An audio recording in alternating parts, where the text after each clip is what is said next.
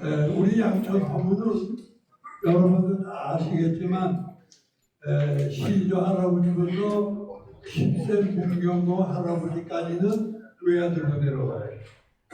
외아드님으로 쭉 내려왔는데 얼마 전에 여기 그 유권시 동주사업소에 유권시라고 있어요. 유권시가 나한테 자료를 주는데 보니까 동경대학교 박물관의 수장고에 고려사에 보면은 허경자라고 하는 유명한 분이 계세요. 정승의 반열에 계시고, 그래 고려사에는 양천호씨라고 고흥하민이라고 나오는데 우리 족보에는 나와 있질 않아요. 그런데 그분의 지석 4번이 동경대학교 박물관 수장고에서 꽤 발견이 됐어요. 그래 봤더니 그분이 할아버지가 원자하시는 분이에요. 우리 3세조가 시조 할아버지, 현원 이렇게 내려오잖아요. 그 원자 할아버지의 아드님이 우리 저걸로는 정자가 계신데 그 정자의 형제분이 계세요.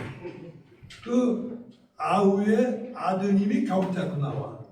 그 질문을 보니까 그래서 참 우리가 몰랐던 사실을 알게 됐는데 그분이 아들, 손자까지 거기에 이제 형자가 나오는데 손자가 6명이나 돼요. 그런데 자손이 전해지질 않아. 자손이 없어. 우리 족보에도 그렇고 그 자손이 전해 내려오면은 뭐 어떻게 하여튼 저기 나와야 되는데 그래가지고 그게 조금 아이러니하고 그런 사실이 있다 하는 것만 이렇게 알아두세요. 이 다음에라도 경자 뭐 이렇게 나오면은 그 제자 할아버지 사촌 그 경자 할아버지인가 보다 그렇게 아시면 됩니다. 그래서 이제 문경고 할아버지까지는 외아들로 쭉 내려오시다가 문경고 할아버지가 아드님 5분을 두세요. 5분을 두는데 둘째하고 넷째는 자손이 전해져 내려오질 않아요. 조선조 같으면은 양자 제도를 해가지고 대를 이었을 텐데 고려 시대에는 양자 제도가 없어요. 그냥 자손이 끊어지면 그냥 거기서 그만이에요.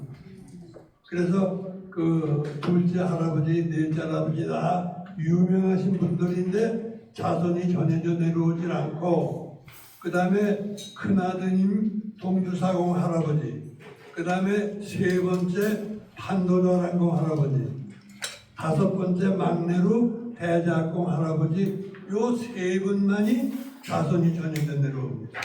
그래서 오늘 우리가 유족기를 순회하는 데는 다 판도자랑공 할아버지의 유족들이에요. 그래서 우리 양천 어머니 고려 말에 야당 할아버지라고 14세 할아버지가 고려 말에 이제 벼슬을 하시고 한 분인데 그 아드님이 매헌공이라고 기차하시던 분인데 그분도 고려 시대에 등과해서 조선조에서 나오라 벼슬을 이렇게 받아라고 태종인이 얘기를 하는데 그런 시대예요. 그 여러분들 DMZ 안에 산소가 계셔가지고 우리가 가서 망묘를 배우는 할아버지 그 묘소가 바로 매안공 할아버지의 묘소입니다. 근데 그 매안공 할아버지가 우리 양천호시의 15세 전데 그 매안공 할아버지가 아드님을 2분 두세요. 큰아들, 둘째 아들. 그 큰아들은 쌀이자 비, 양양 도월 부사를 해요. 강릉에서 조금 올라가면 양양이 있죠.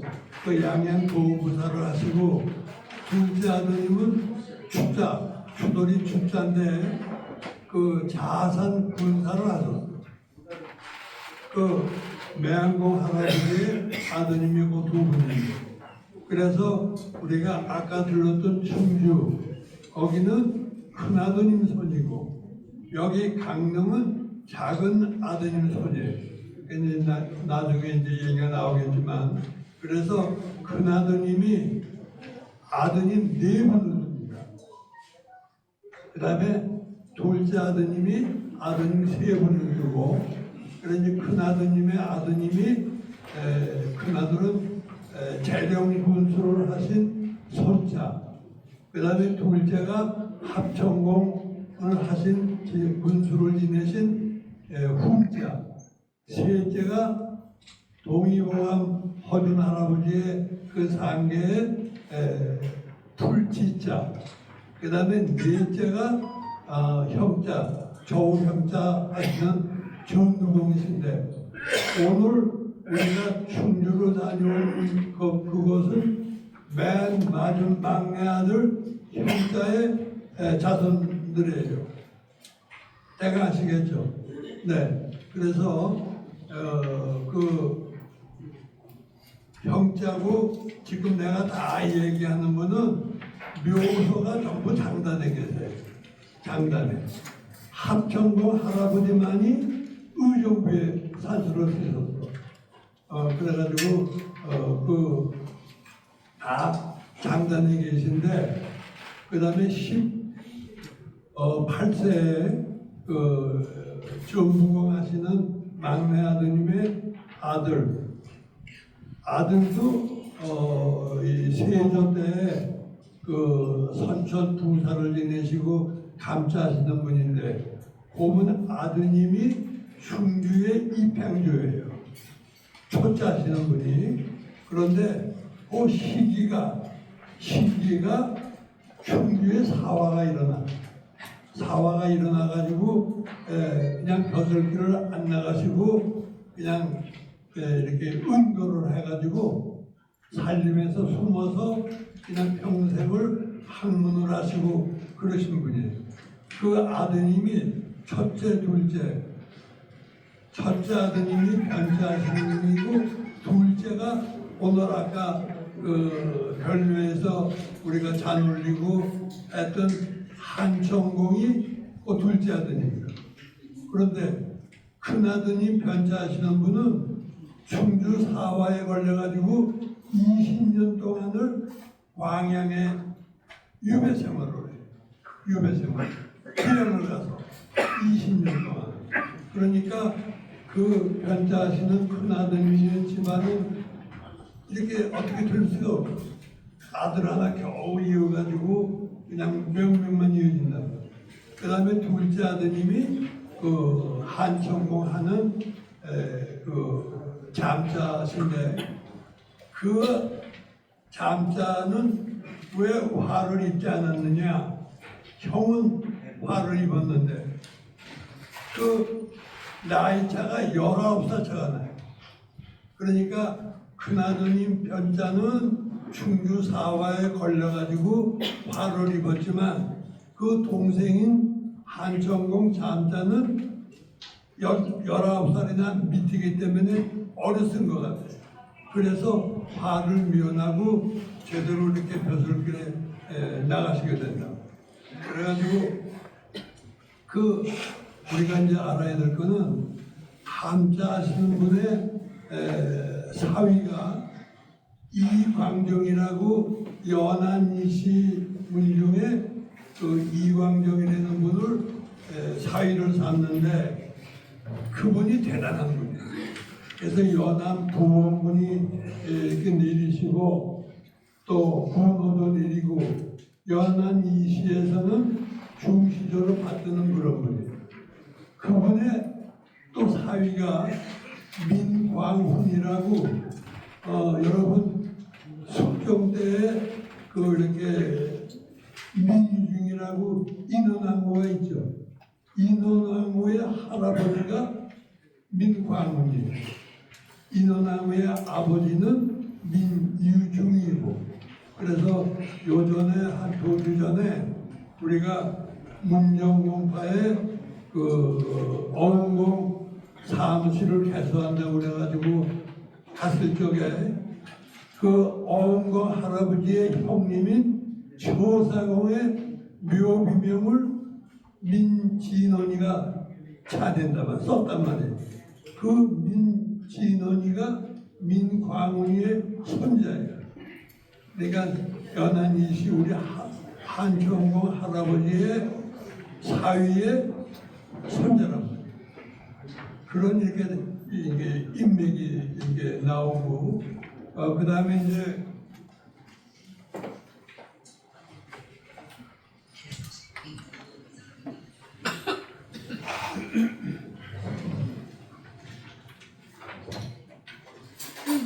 목재 할아버지는 광해 2년 1610년에 태어났어요. 근데 미수 할아버지보다는 15이 아래예요. 그리고 촌수는 미수 할아버지하고 12촌까지. 그래서 한 집안이에요. 그런데 그래가지고 정식으로 이제 28살 때 인조 15년에 군가에 급제하셔가지고 경상도 전라도 이제 뭐 많은 표서를 하시면서 관찰사를 하세요. 그 경상도 관찰사를 하실 적에 목재 할아버지가 그 김수로왕 능을 보수하고 거기다 비를 적었죠. 그게 그 목재 할아버지가 하신 거예요.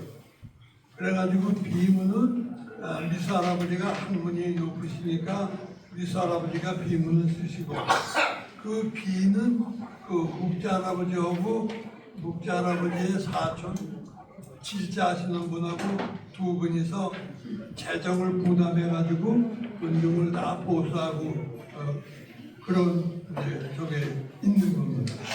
그 다음에 헌정 12년에 이제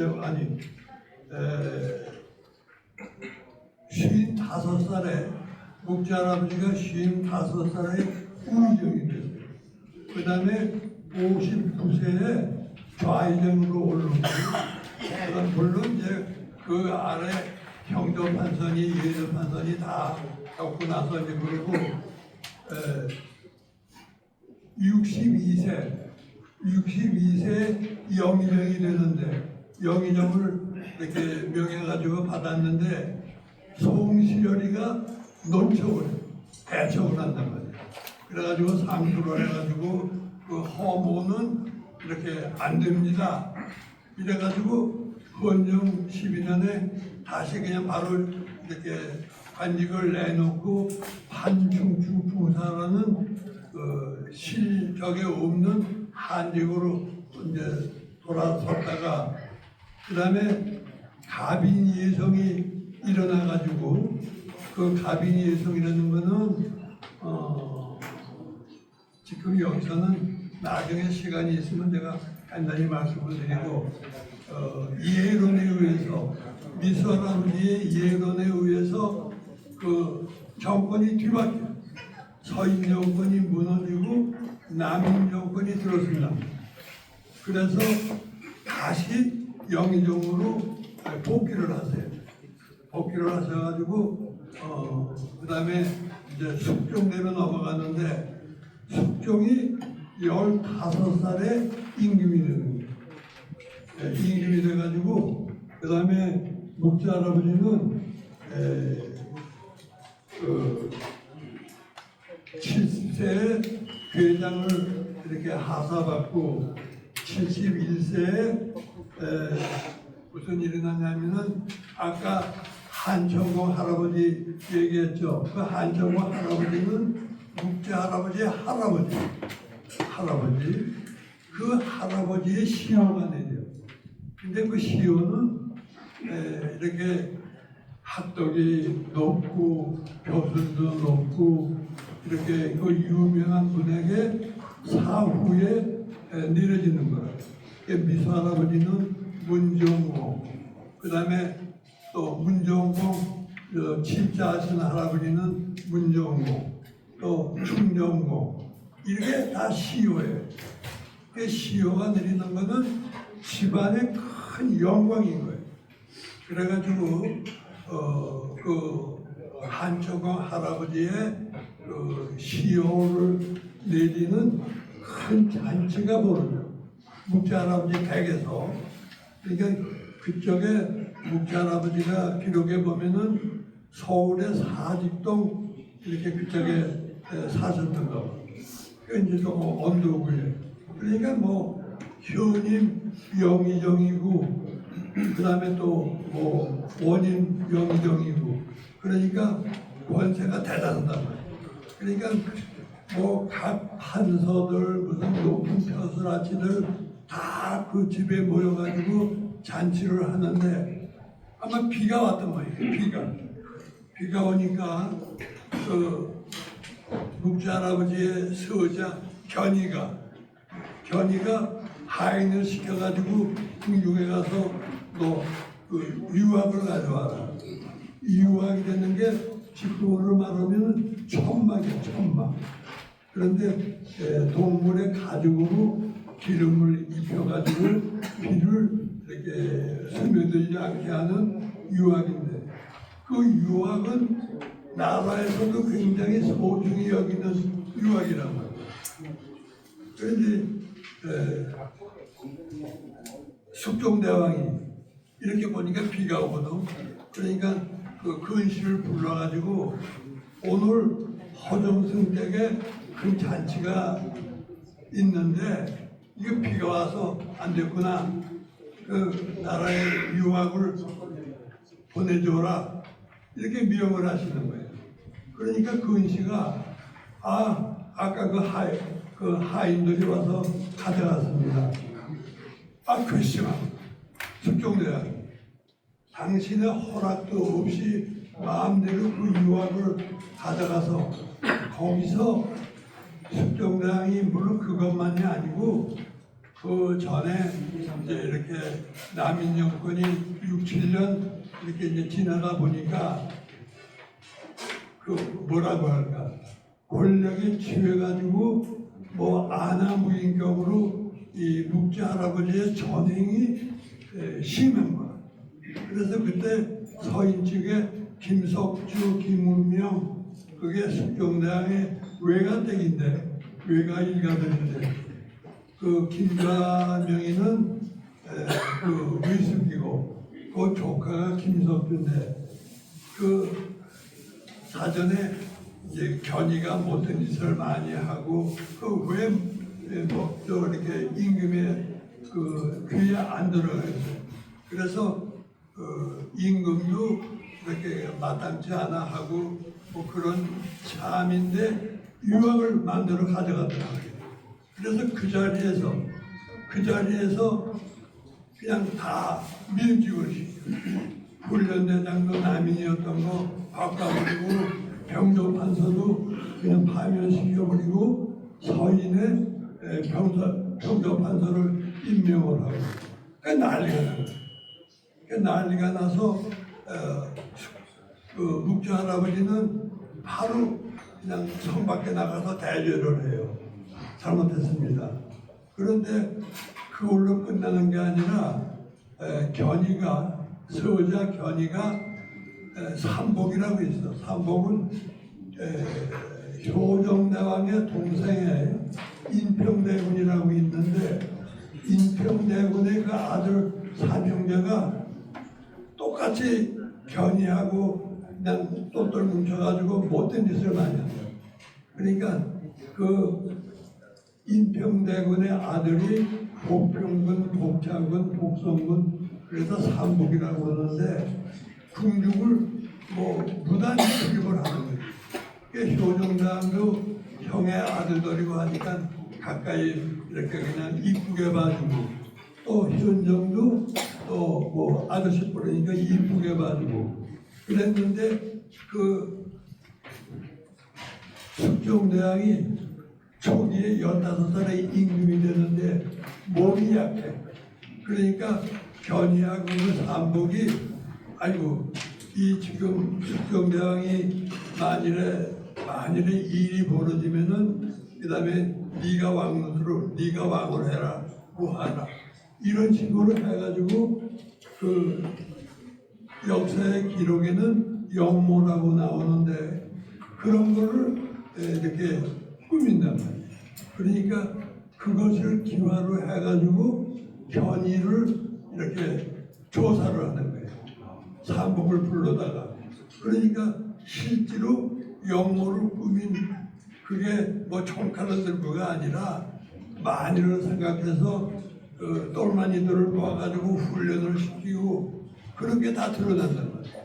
그러니까 영모 사건이 얽혀가지고 그 다음에 견인은 뭐 바로 그냥 채용을 하고 3명을 채용을 하고 복성군, 복창군, 복평군 3명은 왕족이니까 사약을 내려가지고 이렇게 죽이고 그쪽에 10여 명이 다 이렇게 돌아간단 말이에요. 다 죽인단 말이에요.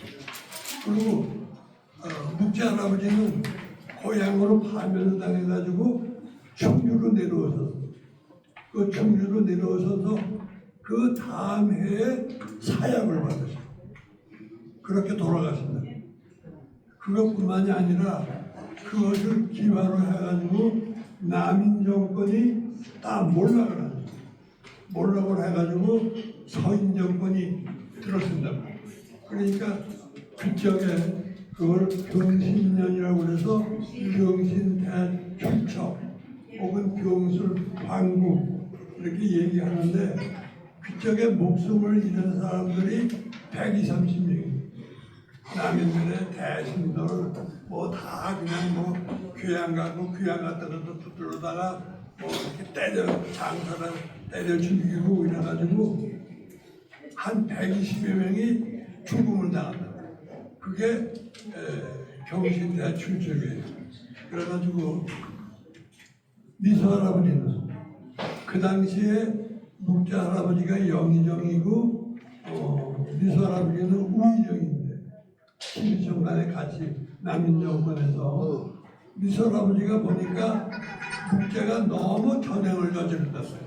그러니까 견이가 못된 짓을 하고 궁녀들을 뭐 농락하고 양민의 처첩을 건드리고 하더라도 그게 상소로 올라가고 고발이 되더라도 다스려지지가 않아.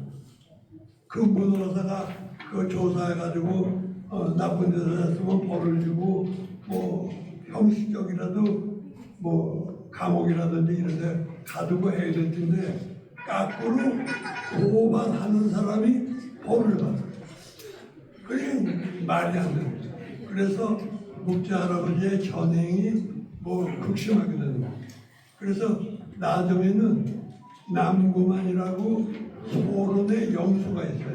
그 당시는 정승이 아니지만 나중에 습경 말에 가가지고 영의정도 하고 그런 그 남구만이라고 유명한 분인데 그분이 보다 못해가지고 나라의 상소를 해요. 아유 견이가 그 삼복도라고 이런 못된 짓을 하는데 그걸 나라에 고발을 하고 고변을 하더라도 그들이 벌을 받는 게 아니라 거꾸로 고발을 한 사람이 벌을 받고 귀형을 가고 이게 되겠습니까? 그런 상소를 하는데 남구만이마저도 또 귀형을 한다. 귀형을 받는다. 그러니까 거기서 이 할아버지가 안 되겠다. 그래가지고 묵제를 찾아가서 내가 자네를 탄핵을 할 텐데 의리상으로 봐가지고 그냥 몰래 할 게 아니라 자네에게 먼저 얘기를 하고 내가 탄핵을 할 걸세. 그러니까 묵제 할아버지 댁에서 난리가 난 거예요. 그리고 그래가지고 거기에 뭐 일화가 이제 있고 그런데 그래가지고 미소 할아버지는 벼슬을 버리고 연천으로 낙향을 왔어요. 그래가지고 그 묵제 할아버지가 사약을 받게 되고 아까 경신 대출적으로 해가지고 남인들의 정권이 다 몰락을 하더라도 미소 할아버지는 오는 서인 측에서 귀향을 보내야 된다든지 뭐 사약을 내려야 된다든지 많은 말이 있어도 그걸로 인해 가지고 그 귀향을 가신다든지 사약은 받지 않고 다음 해에 88세로 그냥 고병명을 하십니다. 그래서 미수 할아버지는 무사히 적어됐고, 그 다음에 서인 정권이 들어서 가지고 나중에 기사 황국, 그 다음에 장애빈으로 인해 가지고 또 이제 황국이 되고, 맨 마지막에는 갑술 황국이 돼 가지고, 그 다음에 영영 난민들은 정권에서 멀어져 가지고 교수길에 나갈 수가 없어요. 그래서 묵지 할아버지는 114년이 지나서 정들강대에 와가지고 신원이 돼요. 묵지 할아버지는 자기 적자가 없어.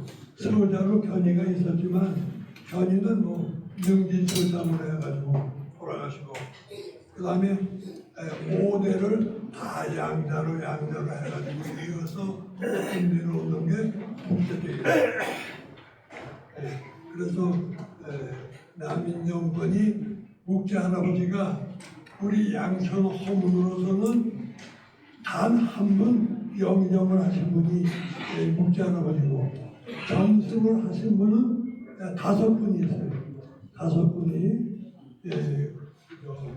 아까 얘기한 재령군수 하신 합천공의 형님 댁에서 3분이 정승이 나왔고, 합천공 할아버지에서 미수 할아버지가 나와서, 그 다음에 막내 전수공에서 묵지 할아버지가 나와서 정승이 5분이 나왔는데, 다 영의정은 묵제공 한 분이지만 그 묵제공이 처신을 잘못해가지고 그 서자 견의를 제대로 다스리지 못해가지고 정권도 잊어버리고 당신도 사약을 받고 돌아가고 집안은 물론이고 우리 양천 허문에 끼친 화가 수백 도 더 많다. 그래가지고 정전해왕 114년 뒤에 복관이 돼요. 묵지 할아버지가.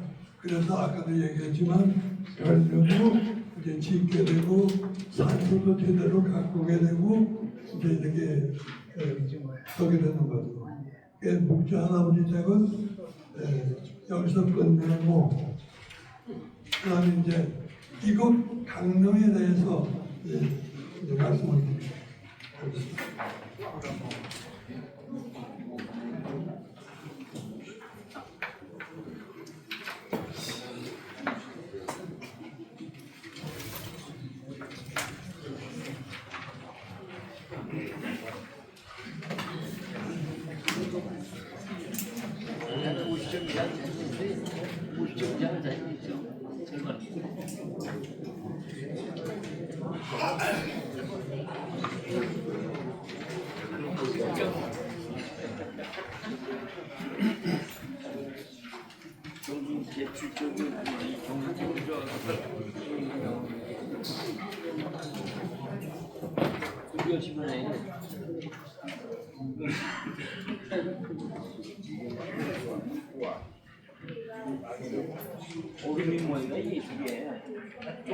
제 얘기 알아들으시겠어요? 네. 제가 이 얘기를 하면서 항상 이렇게 마음에 오는 게, 국학에 대해서 역사에 대해서 조금 이렇게 지식이 계신 분은 제 얘기를 다 이렇게 소화시킬 수가 있는데, 아무것도 모르고 맹탕이면은 이게 무슨 얘기인지 어떻게 되는 건지 모르신단 말이에요. 그래서 어느 기준으로 얘기를 해야 될까, 그게 항상 이렇게 신경이 쓰여요.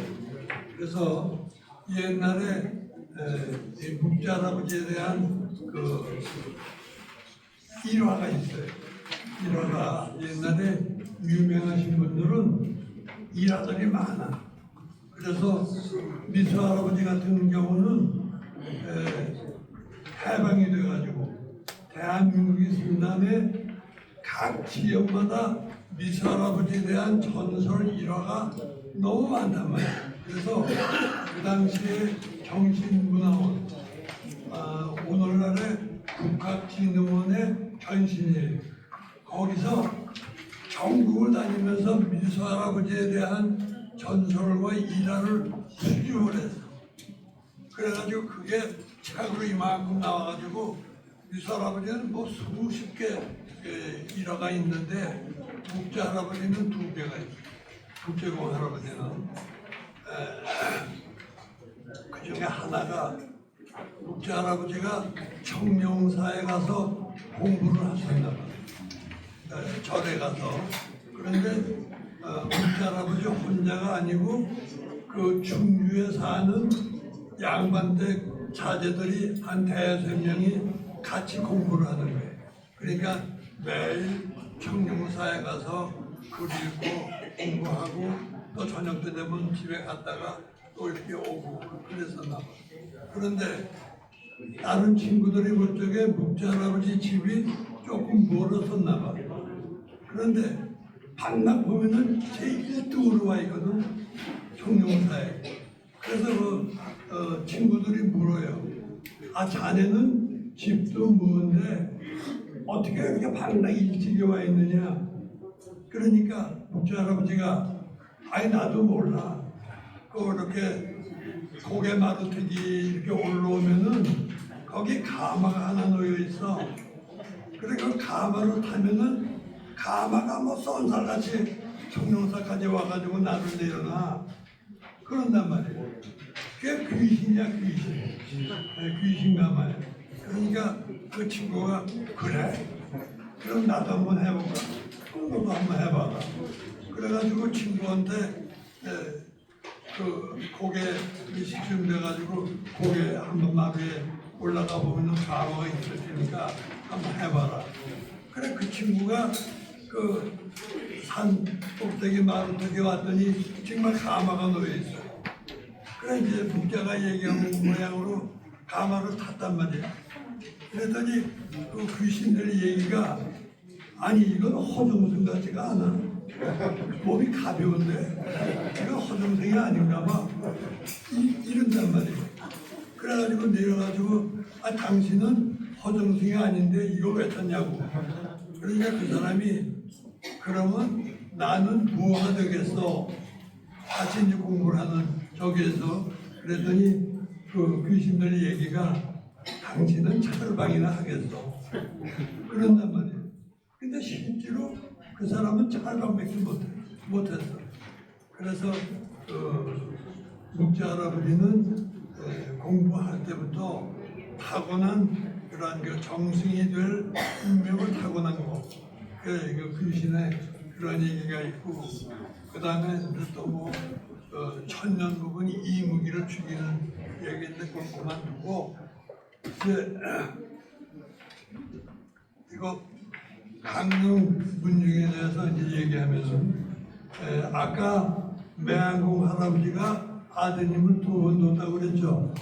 그래서 지금까지 얘기한 건 큰아드님 쪽의 이야기고 둘째 아드님에서 아들이 3분이 나와. 3분이 첫째가 초도 아래 석남자 옥례공 할아버지고 그 다음에 둘째가 초도 아래 불창자 전족공 할아버지고 그 다음에 막내가 초도 아래 인구 황자 사간공 할아버지인데 이 집안은 둘째 할아버지의 집안이에요. 전족공. 그런데 이 추돌이 주차하는 그 둘째 아드님의 자손 중에서는 이 전족공 할아버지의 자손들이 다 해계머니를 쥐고 다 이끌어 종중을 요즘으로 말하면은 그래서 전적이라는 거는 그 성균관의 육품벼슬이에요. 육품벼슬. 또 아까 얘기한 주무공은 국제 할아버지의 그 선대의 주무공은 총친부의 한 5분 정도 되는 그런 벼슬이에요. 그래서 붓돌이 좀 벗을게요. 더워서.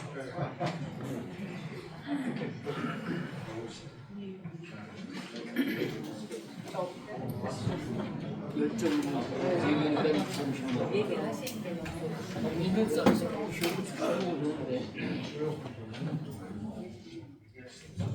그래가지고 이 전종공 할아버지는 아드님을 한 분 더 가지고 감싸시는 그 아드님인데 그 감싸시는 아드님이 또 아들 세 분을 두세요. 온자, 위자, 한자. 여기 강릉 문중은 초당 할아버지 문중은 막내 아들 한자의 후예예요. 그 다음에 큰아드님, 큰손자, 온자 하는 집안은 여러분 수색공 들어보셨지? 수색공 댁이 큰 장소예요. 그 다음에 그 감사공 하는 위자 후예가 두 번째고, 그 다음에 조당 할아버지 댁이 세 번째고. 근데 그 한자 하시는 막내 아드님은 그 아들을 형제를 둬요. 조당 할아버지 형제가 세 분이 있어. 삼형제인데 첫째가 나리선에 국자하는 할아버지고, 그 국자의 후손들이 참판공, 노총공, 죽총공, 충장공. 우리 저 포천에 설단지 한 그 총장파 거기가 그 국자 할아버지의 손자들이에요. 국자 할아버지가 기차 아드님 한 분을 두고 기차 할아버지가 사형제를 두어서 부르고, 그 다음에 마지막 이제 한자 할아버지의 그 둘째 아드님 초당 할아버지가 지금 이제 앞으로 얘기할 그 중심 인물이라고. 그 다음에 세 번째 아드님은 좌랑공이라고 지금 충남 서천 지방에 이렇게 살아요. 여러분들 중에서 봉해라고 혹시 아시죠? 봉해 씨가 그 좌랑공의 후예요. 그리고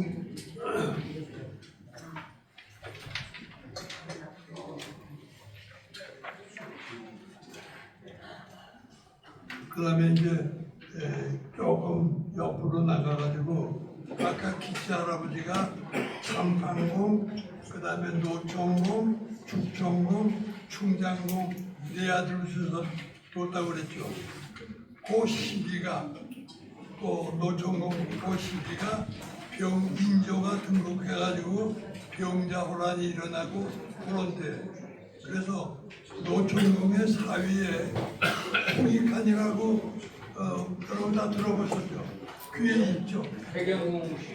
병자 혼란 때문에 척화파로 유명한 홍익환. 그 홍익환이가 노총공의 바로 사위예요. 그 다음에 그 노총공의 아들 인자하시는 분의 사위가 손녀 사위가 최명길이다. 최명길이는 친화파예요. 저 청나라하고 이렇게 그냥 잘 지내야지 이렇게 왼술 집은 안 됩니다. 그 최명길이의 손자가 최석정이에요.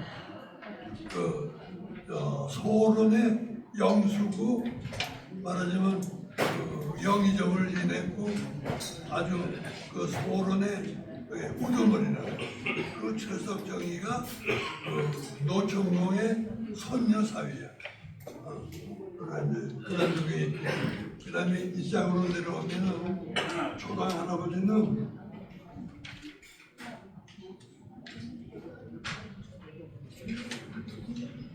잠깐만요. 눈이 침침해지고 초당 할아버지는 중종 12년 1517년에 태어났어요. 그러니까 우리가 감으로 중종 12년. 그러면 이제 중종 12년인데 여기서 하나 짚고 넘어갈 거는 중종의 연산을 몰아내고 중종 반정을 일으켜가지고 임금에 이제 앉는단 말이에요. 우리 대제학공파에 14세 할아버지의 균자하시는 할아버지가 있어요. 코가 가났고 그 할아버지도 선초에 판서를 지내다가 낙향을 했어요. 낙향을 하셔가지고 이정재라고 하는 제실을 지어가지고 거기서 자손들 혹은 친척의 후예들 교육을 시키는 거예요. 이정재라고. 그런데 거기에 그 균자하시는 할아버지의 사위에 박중선이라고 있어요. 박중선이 그 중선의 아들이 박원정. 박원정이 인조 반정의 주동이고 뭐 핵심 인물이고 그런 사람이에요. 그래서 그 중종 때 영의정을 지내고 아주 뭐 큰 정원데 그 박중선이의 또 사위가 윤이어필이라고 나중에 명종 때 대윤 소윤이 싸울 적에 대윤의 윤임이 윤이어필의 아들이에요. 그리고 중종 뒤에 그 장경왕후가 윤이어필의 따님이에요. 그러니까 장경왕후하고 박원정하고는 남매거든요. 그런 이렇게 유명하신 분이 우리 대작공부 할아버지의 거기서 공부한 분이 모제가 아니라 그 허씨 할머니 논산에 계신 그런 얘기 들어보셨죠? 논산에 그저 혼자 개성에서 고아부가 돼가지고 그 논산 시집으로 뭐 호랭이 틈을 타고 갔다 뭐 어땠다. 그러니까 김장생이의 쭉 선대 그런 적인데 거기에 그 아드님은 철산이고 그 손자대에 와서 김국광, 김형광 그 이렇게 다 정성을 하신 그런 분들인데 그런 분들도 지금 얘기한 이정재에서 공부를 합니다. 박준선이도 거기서 공부를 하고 또 이원이라고 고성희 씨 거기서 공부하는 사람 중에 영의정도 나오고 많은 정승 판서가 그 이정재에서 공부한 분들 중에서 나옵니다.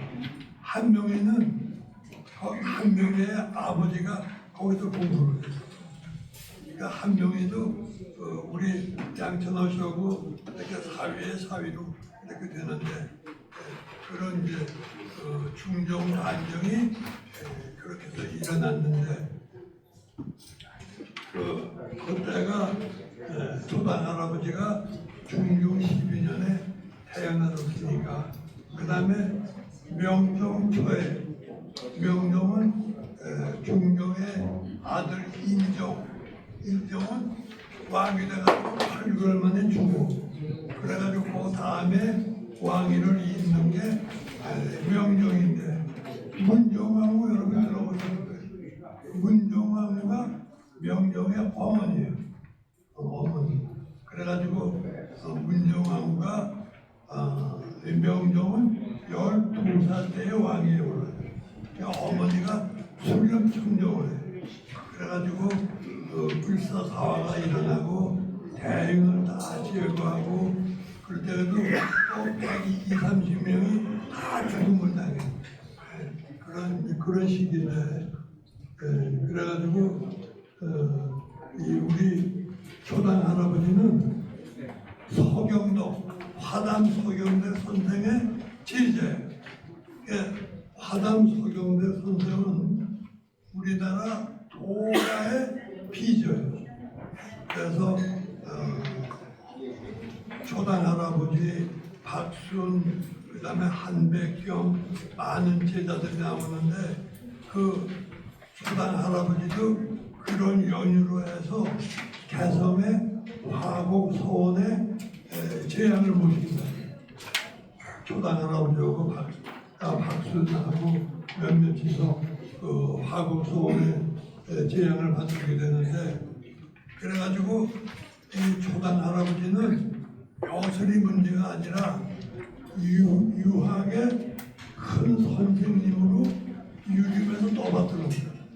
그래가지고 이 우리 선조 중에서도 유명하신 할아버지들이 많이 계시지만 유림에서 그 선생으로 받드는 분은 몇 분 안 돼요.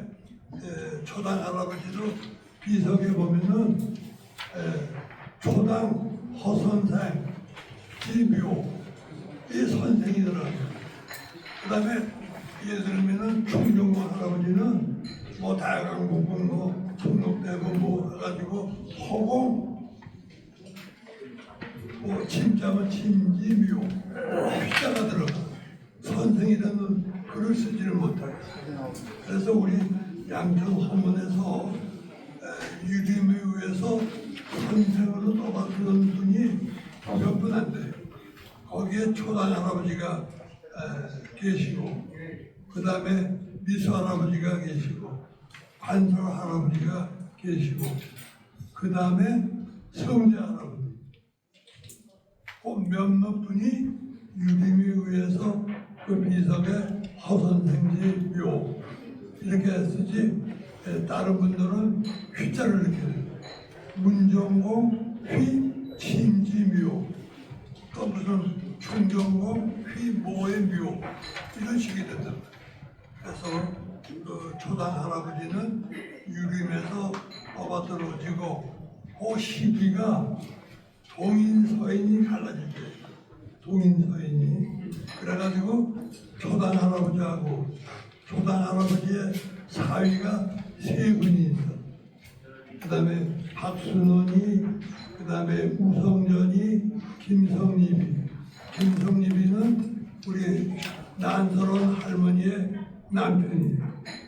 그래가지고 다 뭐 나중에 대과에 급제해가지고 땅덩어리는 큰 교수를 하는데 그 초당 할아버지의 아드님 악록하고 그 다음에 그분들이 동인을 이끌어나가요. 그 초당 할아버지는 동인의 영수예요.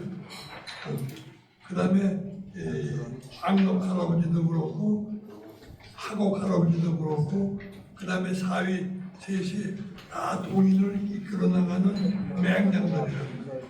나중에 동인이 또 이렇게 이제 그 광해군에 와가지고 또 뭐 못된 짓을 많이 해가지고 인종 반정이 일어나지만 그래서 동인이 남인하고 북인하고 갈라지고 이제 그런 적이 있지만 하여간 그렇게 하시면 돼요.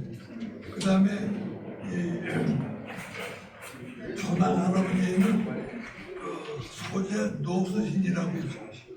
그 다음에 미암 유희증, 그 다음에 조금 연배가 낮은 그 내가 지금 얘기한 노수신, 그 다음에 유희춘하고는 동연배가 돼요. 2살, 4살 터울이에요. 그래서 같이 아주 막역한 그런 친구를 지내고 그 다음에 조금 나이 어린 여기는 심희수라고 거기도 정승을 지내고 또 이진경이라고 광주이시의 영의정을 지낸 분이에요. 그분들하고도 이렇게 교우가 깊어요. 그런데 노수신도 중종 때 기묘사화가 일어났는데 조광조가 신진사규로 지명이 돼가지고 그 신진사규들이 너무 과격하게 뭐 임금하고 해가지고 거기서 또 이제 기묘사화가 일어나가지고 다 죽이고 뭐 하는데 그 노수신이도 19년 동안을 귀향을 가. 19년. 유이신도 마찬가지. 19년 동안 같이 귀향을 갔다가 광해조가 때 들어와가지고 다시 정계에 나오는데 초당 할아버지의 그 비문을 그 친구 노수신이 찬을 했어. 노수신도 영의정을 지내고 그 다음에 유희춘은 판서를 지냈어요. 그래서 그 노수신은 허준 할아버지의 그 아드님의 겸이가 있고 서자에 징자하는 분이 있어. 그 징자하는 할아버지의 대위가 노수신 그 소재의 따님이에요. 그러니까 물론 노수신의 정녀가 아니고 서녀겠지만 또 이쪽에 허준 할아버지의 아들 서자 짐도 서자니까 옛날에 서자는 정녀하고 혼인을 못해 서녀하고만 혼인을 하게 되죠. 법이. 만일에 서자가 그 양반에게 정녀하고 혼인을 하면은 그 법에 어긋나가지고 난리가 나요.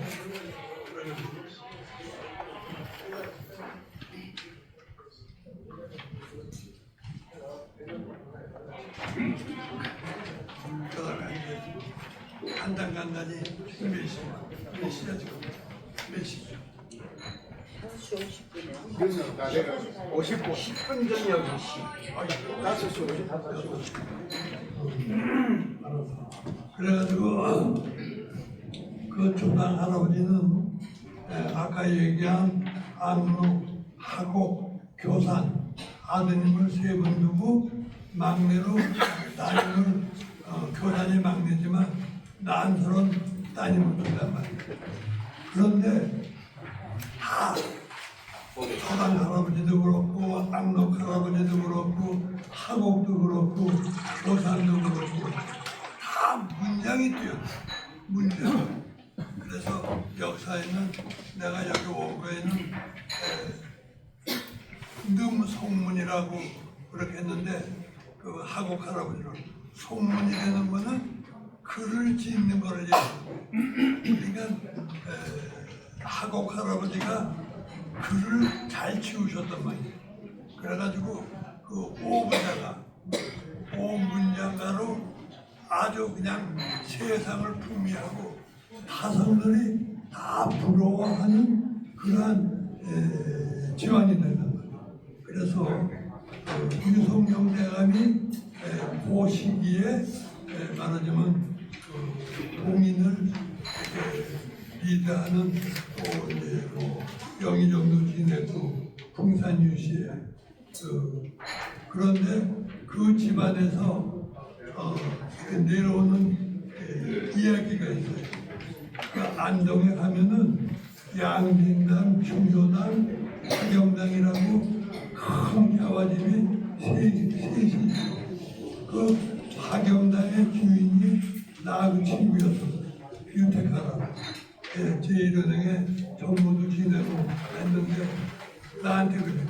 우리 유신의 집안에 내려오는 얘기가 있는데 그 초당댁이 어떻게 그렇게 자손들을 잘 두고 사이들을 잘 맞이하고 해서 정말 세상에서 부러운 집안이 됐느냐. 그렇게 부러울 수도 없다. 그 풍산 유신의 유성룡 대감 그 집안에 그게 전해졌네요. 그만큼 그 초당 할아버지하고 그 아드님들 그렇게 그 유명한 적이었었고 그 다음에 악록 할아버지는 한석까지 지내시고 우리 문경호 할아버지의 비문을 악록 할아버지가 지셨어요.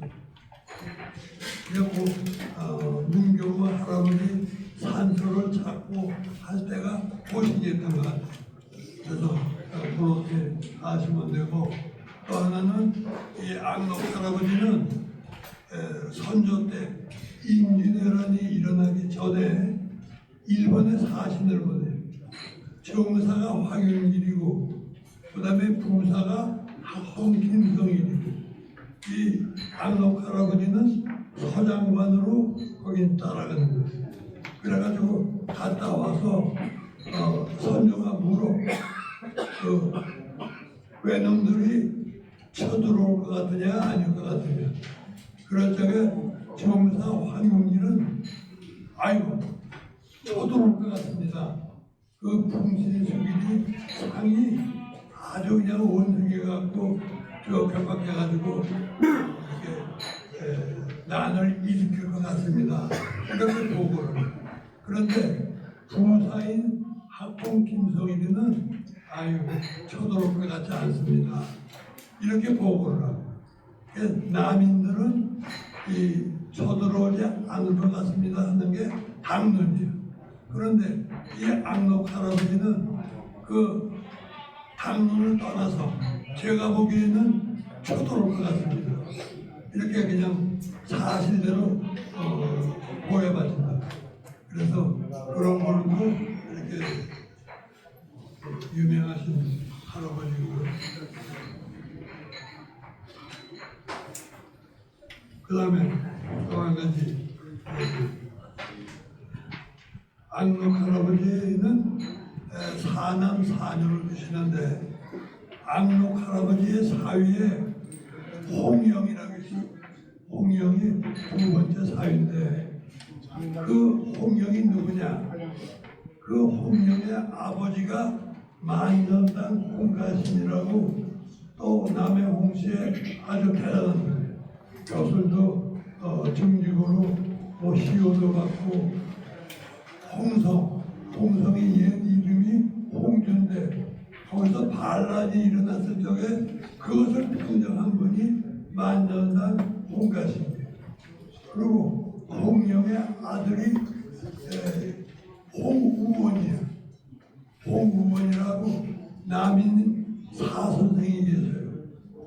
남인 이제 나이대로 하면은 용주 조경 선생 미술아버지하고 평생의 지기야. 9살이 우인데도 평생을 아주 이렇게 그냥 지기로 지내요. 그 조경하고 그 다음에 미술아버지 그 다음에 윤선도 고산 윤선도 그 다음에 지금 얘기하는 홍의원이 남인의 사선생인데 그 홍의원의 아버지가 악록의 사위라고. 그러니까 악록의 외손자가 이 홍의원이. 이 홍의원이도 아까 얘기한 그 경신대출처 묵지 할아버지가 정권을 뺏길 적에 사약을 받고 돌아가요. 그냥 그때 뭐 120명이 죽음을 당했는데 그쪽에 홍의원이도 죽고 그 다음에 윤선도는 그 당시에 효정의 스승이었어. 윤선도 고산이.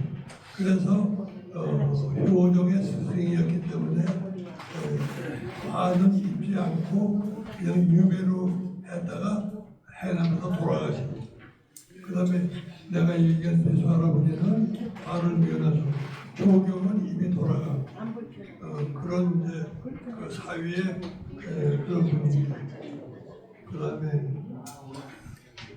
하곡 그 다음에 아들 하곡은 그 사위가 하곡의 사위가 김극건이라고 하곡의 사위인데 그 김극건의 아버지가 김효원이에요.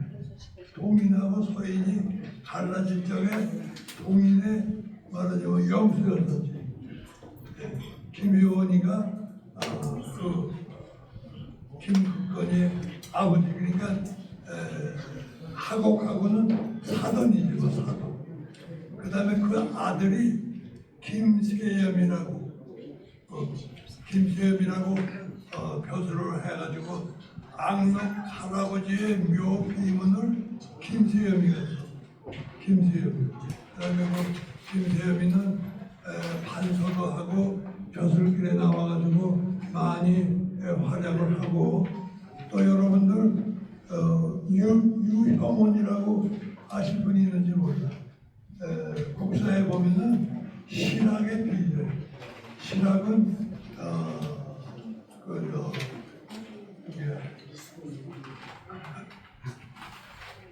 이 성호 이 선생이 이렇게 신학에 적을 돼 있는데 그보다 그 유형원이의 말하자면 앞선 그 유형원이의 고모부가 돼요. 김세렴이가. 그리고 김세렴이의 그 비문을 묘비명을 미소아버지가 쓰셔. 그런데 김세비는 하곡 할아버지의 외손자들은 그런 걸 이렇게 한번 알아봤습니다. 그 다음에 이 하곡은 아주 뭐 조산도 그렇지만 그 강릉 김씨 할머니가 아주 재주가 많은 모양이에요. 그 할머니 소생 하곡, 조산, 난설원이 다 재주가 있잖아. 근데 이 하곡도 대과에 올라가지고 20몇 살에 이제 교수길에 나갔는데 나가가지고 유르고 이를 탄핵을 한다. 그걸로 인해 가지고 저 한경부터 갑산으로 유명해져. 그래가지고 이제 얼마 지나가지고 한 10년쯤 지나가지고 그게 풀렸는데 그 다음에 벼슬길에 나오시질 않아. 갑산에서 오시다가 그 포천 그쪽에서 백운산이 있는데 거기서부터는 그냥 숨어서 사시는 거예요. 그래서 금강산 유람하고 글 읽고 글 읽고 이렇게 평생을 지내시다가 40몇 살에 돌아가셨어요. 하곡이 재주가 많으면은 이렇게 그런 적이 있는 것 같아요. 오래 이렇게 그냥 도민들은 그냥 모르고 지나고 알더라도 하는데 그 특별한 분들은 그걸 참지를 못하고 그냥 그런 것 같아요.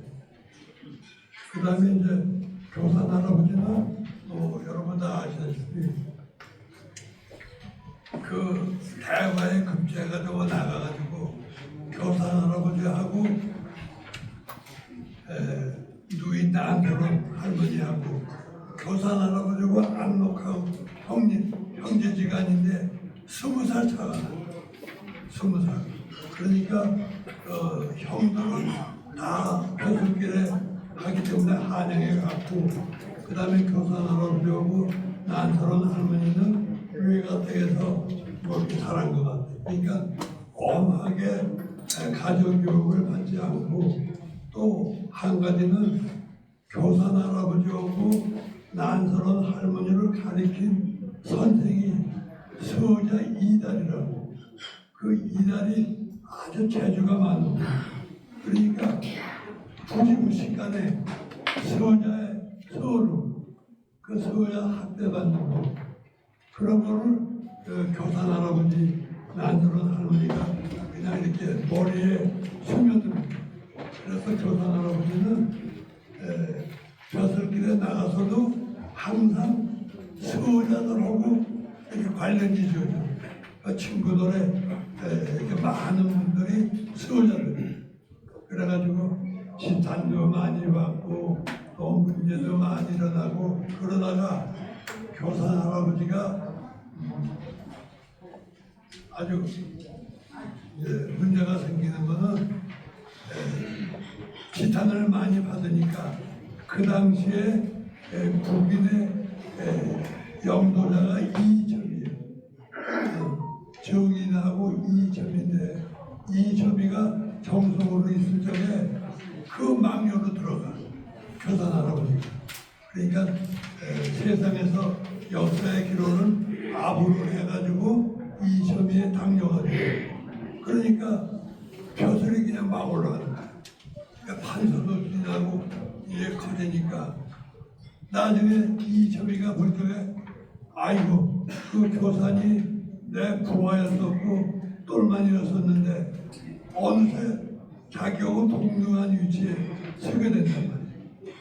그러니까 아이고 견제가 들어오는 거예요. 그런 때에 이점이의 딸이 선녀의 후궁이었 광해의 후궁이었었는데 그 후궁이 죽어. 그러니까 다음에 후궁을 누구를 제공할 거냐. 그쪽에 교산 할아버지의 따님이 불망이 오른다. 그러니까 이점이가 안 되겠거든. 그 교산의 따님이 광해의 후궁으로 들어오면은 그 권한이 자기를 능가해가지고 그렇게 됐으니까 거기서 불이 들어오는 거예요.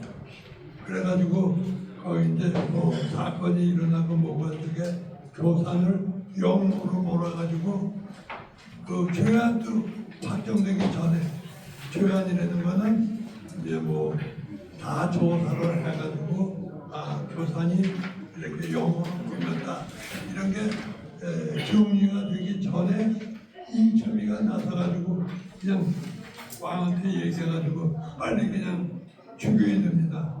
이래가지고 교산 할아버지가 돌아가시게 됐습니다. 교산 할아버지는 능지처참으로 돌아가셨어요. 지금으로 말하자면 아주 그냥 뭐 흉악합니다. 그래서 교산 할아버지 산소는 초원장이에요. 초원을 해가지고 산소를 보여요. 그래가지고 또 용인에 계시지만 그때 미사 할아버지의 아버지가 경상으로 계셨어요. 그 소식을 듣고 서울로 올라와서 그래가지고 뭐 사돈이 이혼이 돼가지고 뭐 있었겠지만 요로에다가 다 진정을 교산이 영혼을 꾸몄다고 하지만 총칼을 들고 뭐 이렇게 영혼을 꾸민 게 아니지 않습니까? 그냥 말로 이렇게 해가지고 몰려서 영혼을 꾸미니까 그 당시에 영혼은 삼족을 멸하잖아요. 삼족을. 그러니까 교산 할아버지의 형들은 다 돌아가세요. 교산 할아버지도 돌아가시고 악놈도 돌아가시고 뭐 하곡도 돌아가고 그러니까 다 밀정을 해서 그 연좌대를 미연하게 해가지고 사형만 시킬 거를 원도로 규정을 못했고 그렇게 미사 할아버지의 아버님이 올라오셔가지고 그런 저걸 하신단 말이에요.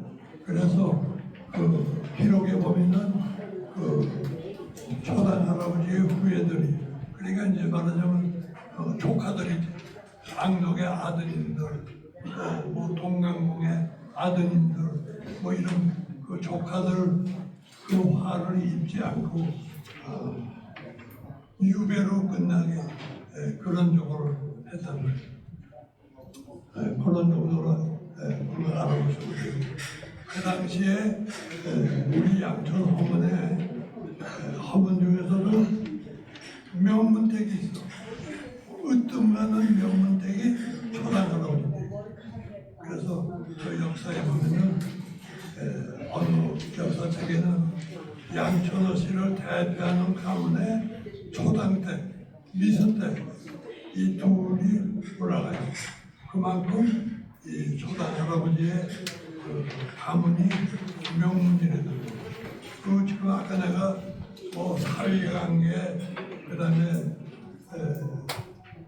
또 하나 이제 그런 걸로 봐서 그 당시에 양천호 씨가 우리 세대로 보면은 18세부터 23세 한 120여 년 동안을 아주 그냥 왕성한 이 양천 허문이 빛을 내는 그런 시기였어요. 정승이 5명, 산승이 2명, 뭐 판사가 10몇 명, 그 외에도 대사관, 대사원, 정부의 고관직들이 양천 허문에서 다 배출이 된다. 그러니까 그만큼 우리 허문이 빛내고 그 다음에 그 아드님의 악덕의 아드님의 액령공이 있고 동강공이 계신데 뭐 형제들이 막 칠형제인가 이렇게 부르는데 하여튼